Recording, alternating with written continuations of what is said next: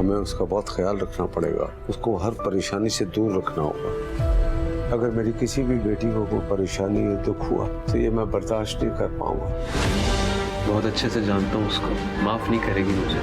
तुम्हारी माँ तुम्हारी जिंदगी में बहारें लेकर आएगी, हम तुम कभी बर्दाश्त नहीं कर सकेंगे। मैं जब जब आयशा को सोचती हूँ मैं टूट जाती हूँ अम्मी। इस जुमे को जैन की दुल्हन ला रही हूँ मैं।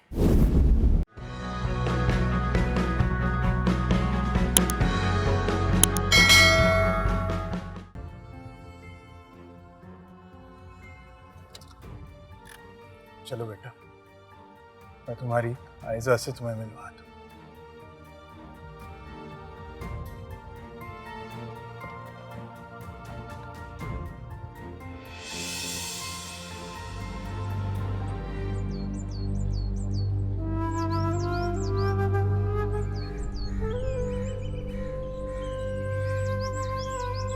तो ये रही तुम्हारी आयशा।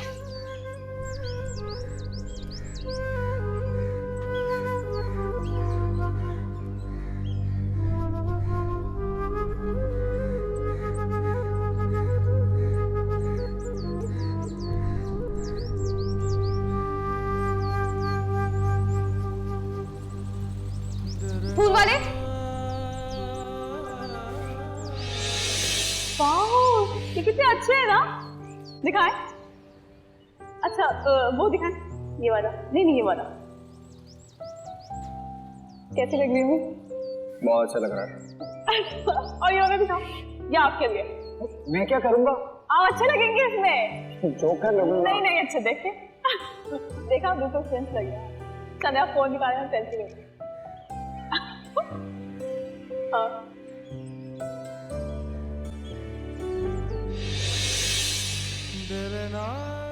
तुमने तो नाराजगी खत्म कर दी। फिर क्यों मुझसे दूर चली गई?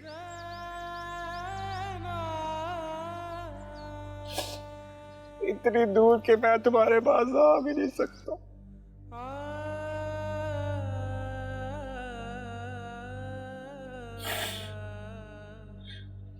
ऐसा मुझे माफ कर दो, मैंने तुम्हारे साथ बहुत गलत किया है। प्लीज मुझे माफ कर दो।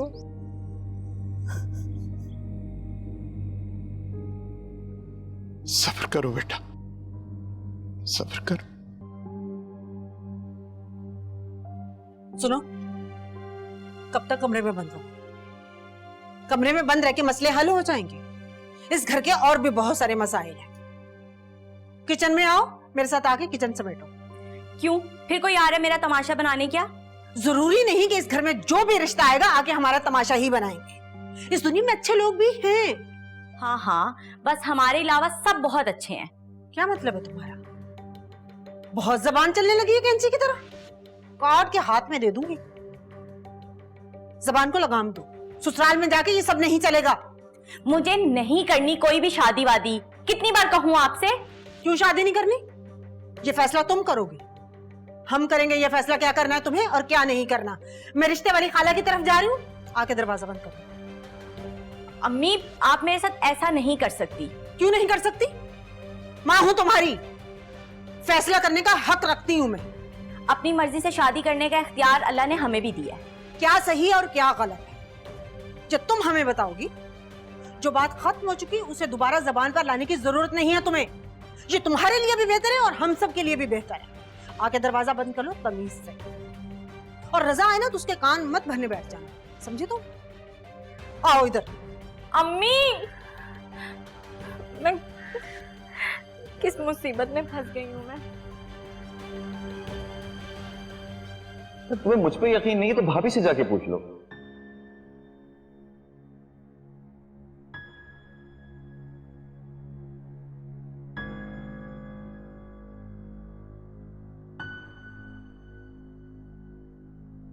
सर ये वक्त तो नहीं है ऐसी बात का, लेकिन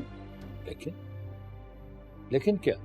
अब ये भी नहीं चाहता कि ये वक्त यूं ही गुजर जाए और मेरी बात यूं ही अनकही रह जाए। बेटा, ज़िया कह रहे हैं ना, जो भी मसला है उसे हल करने की कोशिश करेंगे इंशाल्लाह।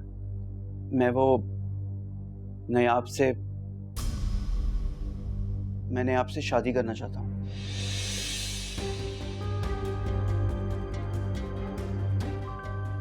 मुझे मालूम है वहां पे क़यामत टूटी है। अगर वक्त हर जख्म भर नहीं सकता तो उसकी तकलीफ को जरूर कम कर सकता है।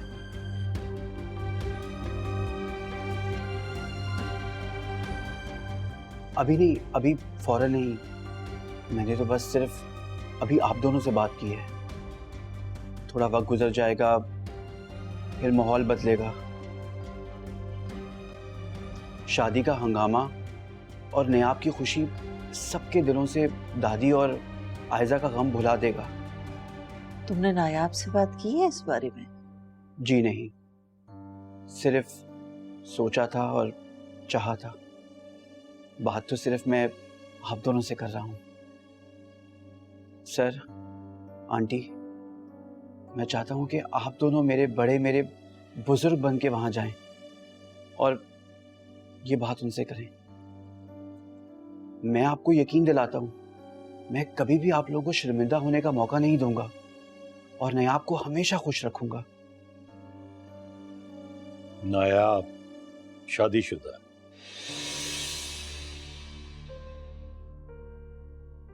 जी? और बच्चे की मां बनने वाली है।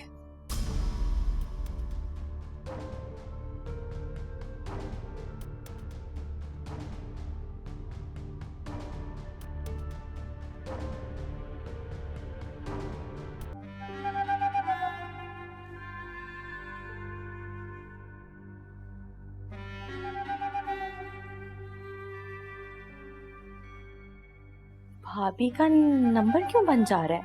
भाभी?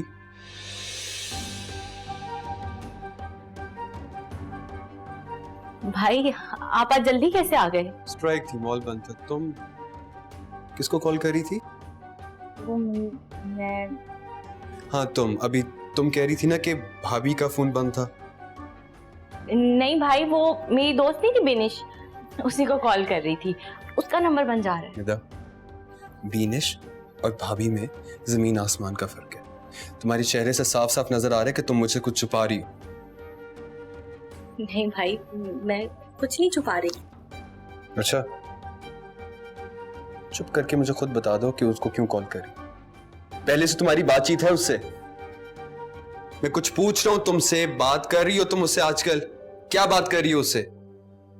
नहीं भाई, मेरी भाभी से कोई बात नहीं। तो फिर अभी क्यों कॉल की है उसे? बस थी कोई बात, वही पूछनी थी। ऐसी क्या बात थी जो तुम मुझसे छुपा रही हो लेकिन उसे बताना चाह रही हो? भाई मैं बता रही हूँ ना, बस थी कोई बात, वो उन्हीं से ही करनी थी मुझे। माफ कर दे मुझे और छोड़ दे इस बात को।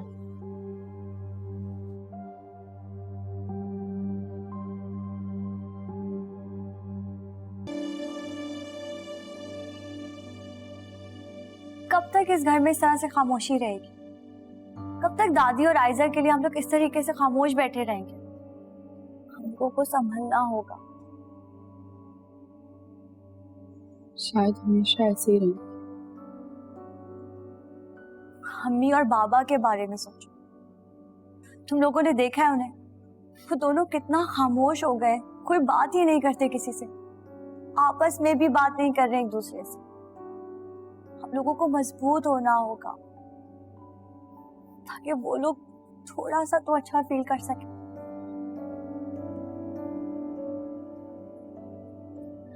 हम तीनों को मिलकर उन्हें टूटने और बिखरने से बचाना होगा। मैं नहीं चाहती कि अम्मा और बाबा के साथ कुछ भी हो। नहीं, अल्लाह ना करे ऐसा हो। अल्लाह ना करे कि उनके साथ कुछ हो, लेकिन हम तीनों को एक होना होगा।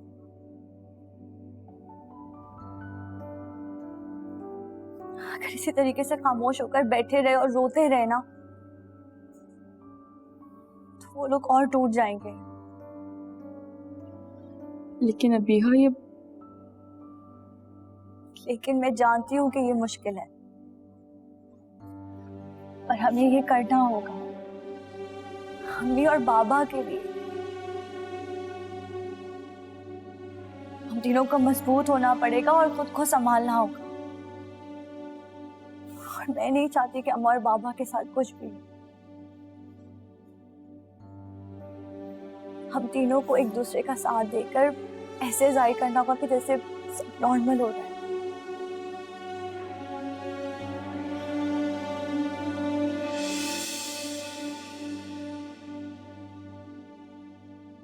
सब्र करना होगा हम तीनों।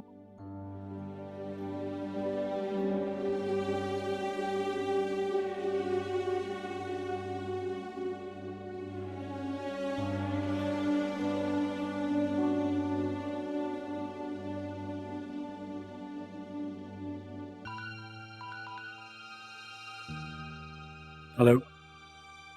जैन, सॉरी यार तुम्हें इस वक्त डिस्टर्ब किया। नहीं, क्या हुआ? सब खैरियत है? हाँ सब ठीक है, बस एक पर्सनल बात करनी थी तुमसे। विशाल तो ठीक है ना? विशाल के बारे में बात करनी है? नहीं, मैं आपके बारे में। क्या बात है, पूछो। मुझे ज़िया अंकल ने नायाब के बारे में बताया कि बहुत बुरा हुआ है बेचारी के साथ और बहुत ही मुश्किल वक्त से गुजर रही है वो। हाँ, बुरा तो बहुत हुआ। रज़ा बिल्कुल भी उनके काबिल नहीं है, बहुत अच्छे लोग। अजहर अंकल की फैमिली पे जो आजमाइश पड़ रही है मैं समझ सकता हूँ। जाहिर है मैं आपको लेके वो खामोश हैं इस वक्त, पर मैं चाहूँगा कि मैं उसके शौहर से बात करूँ। अगर तुम उसका एड्रेस दे दो तो। सॉरी यार, मेरे पास तो उसका एड्रेस नहीं है। अच्छा ठीक है जैन, तुम अपना ख्याल रखना। खुदा हाफिज। खुदा हाफिज।